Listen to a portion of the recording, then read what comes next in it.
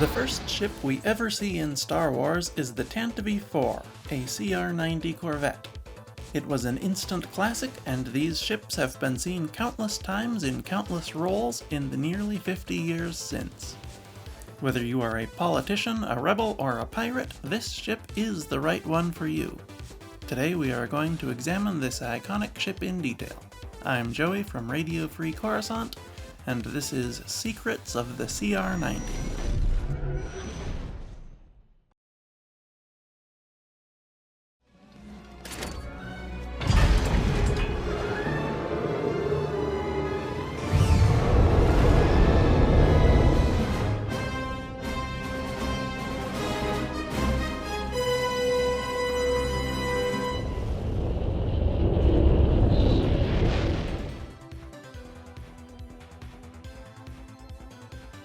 Design. The Corellian Engineering Corporation CR90 Corvette was a medium-sized diplomatic craft that was very popular across the galaxy. It had an enormous drive block consisting of 11 Gyrodyne TIR 58 ion turbine engines in 2 rows of 4 and 1 row of 3. Most of the length of the ship was made up of a tubular hull, which was crossed by a pair of docking tubes at the rear and interrupted by a wide, rectangular flared section holding the escape pods and secondary weapons towards the front. At the very front of the ship was a head section with the ship's command bridge in the center. The ship was very popular due to its classic CEC modularity and ease of modification. It could easily be used as a diplomatic transport, a troop carrier, a passenger liner, a freighter, a warship, and more, with only minor adjustments to the ship's default configuration. A typical CR90 configured for diplomatic transport had 4 decks. Deck 1, the upper deck, held a computer control deck, power systems, an armory, equipment storage, escape pods, turbolaser systems monitoring and power generators, and a stateroom suite. Deck 2 had several engineering rooms, a sickbay suite, a meeting room, a science and medical lab, emergency repair facilities, weapon system control, the bridge, an officer common room, a formal conference room, a formal dining room, an escape pod access tunnel, a library, and the airlocks. Deck 3 had more engineering systems, quarters for the crew, officers, passengers, captain, and VIPs, a private observation deck, lounges, additional airlock access, the engine room, and a droid maintenance room. Finally, Deck 4 had auxiliary systems and additional engineering facilities, a security hold, equipment and droid storage, maintenance rooms, a speeder garage and ramp, and forward airlocks. Behind the scenes, the design for the CR90 was adapted from the original concept design for the Millennium Falcon. While that design was rejected for being too similar to the Eagle transporter from Space 1999, it was able to be modified and used for the much less important Tantive IV. Details were changed to make the ship much larger, the conical cockpit was replaced by the double-cone hammerhead bridge, and the escape pods were moved to the bottom of the ship, among other things. I don't often talk about sound design, but the engine sounds for it were a mix of a slowed-down World War II AT-6 Texan and a Boeing 747.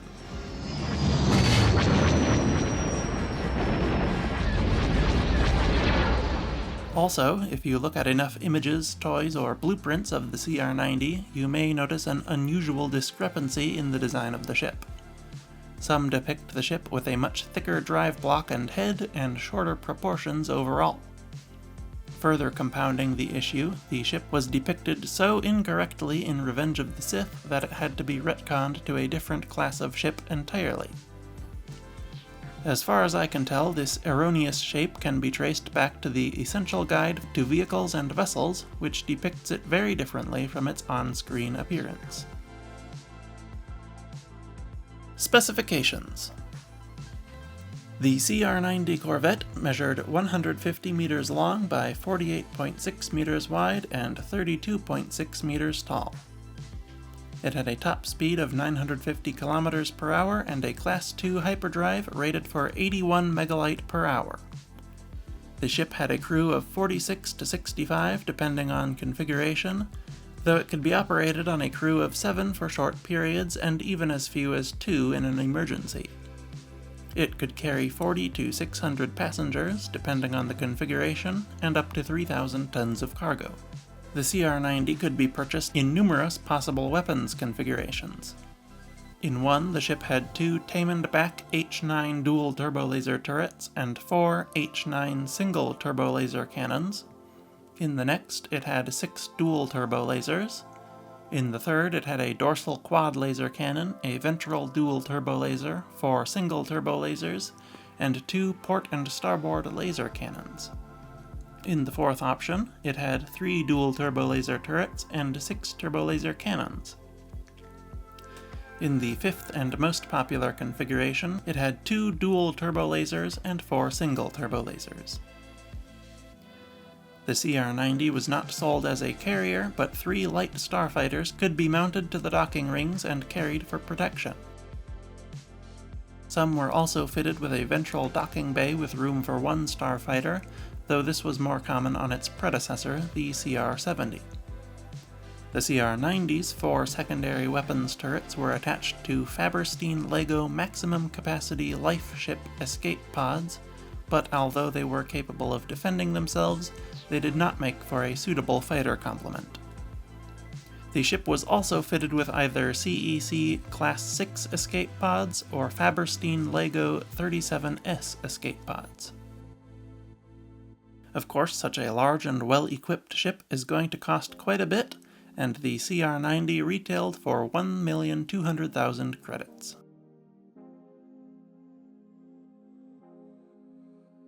History.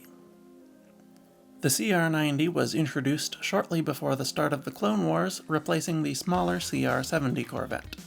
It was used by the Republic Judicial Forces and later the Republic Navy in small numbers, though they preferred the Charger C-70 refit for the older Consular class. It was very popular among senators and other Republic diplomats who made great use of them. One such senator was Bail Organa of Alderaan, who owned several, including the Tantive IV, which we will discuss momentarily. After the Clone Wars, the Empire continued to use the Republic's CR90s, but favored larger and more intimidating warships. The Imperial senators continued to use them just as they had in the Clone Wars, though. Where the ship really took off was in the Rebellion, with nearly every noteworthy rebel cell using one at some point. Most prominently, 5 CR90 Corvettes were used by the Phoenix Cell under the command of Jun Sato.